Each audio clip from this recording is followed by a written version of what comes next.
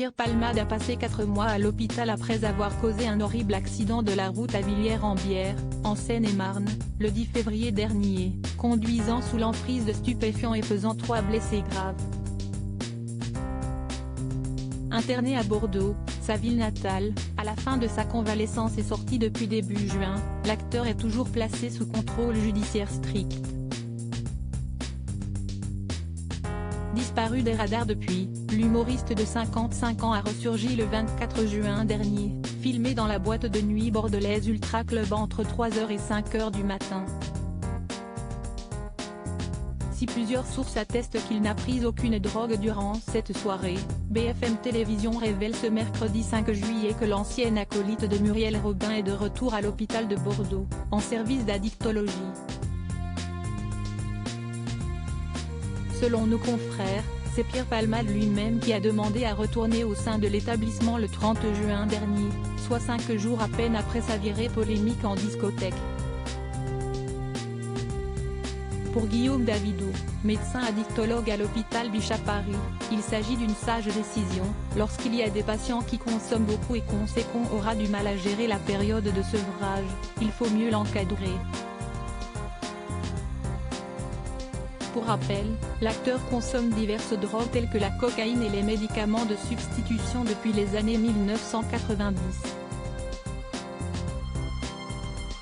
Avant son terrible accident, il aurait confié ne pas avoir dormi depuis 3 jours sous effet de la drogue et avoir consommé de la cocaïne, de l'alcool et 8 doses de 3 MMC, selon Le Figaro. Supérieur à Pierre Palmade, François Cluzet, Benoît Magimel.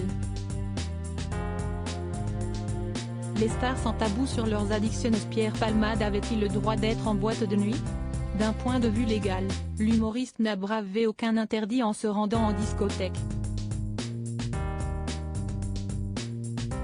Pierre Palmade n'est pas surveillé par bracelet électronique et son contrôle judiciaire l'autorise à sortir librement, du moment qu'il reste en région Nouvelle-Aquitaine, qu'il poursuive ses soins, qu'il n'entre pas en contact avec les victimes de l'accident dans lequel il est impliqué et enfin qu'il respecte son interdiction de conduire un véhicule. Au cours de ces quelques heures passées à l'Ultra Club, l'ex-mari de Véronique Sanson n'aurait fait aucun excès. Les gens étaient assez étonnés de le voir mais il n'y a pas eu d'incident. Plusieurs personnes ont parlé avec lui. Il avait l'air à l'aise dans le carré VIP. Il dansait de temps en temps, a déclaré Samy, le jeune homme qui serait à l'origine de la vidéo de Pierre Palmade en boîte ayant circulé sur les réseaux. Le 29 juin, Paris Match a dévoilé les consommations de l'humoriste, place, 2 rhum coca, le temps de discuter avec des clients. Crédit photo, Jacobi de Moreau.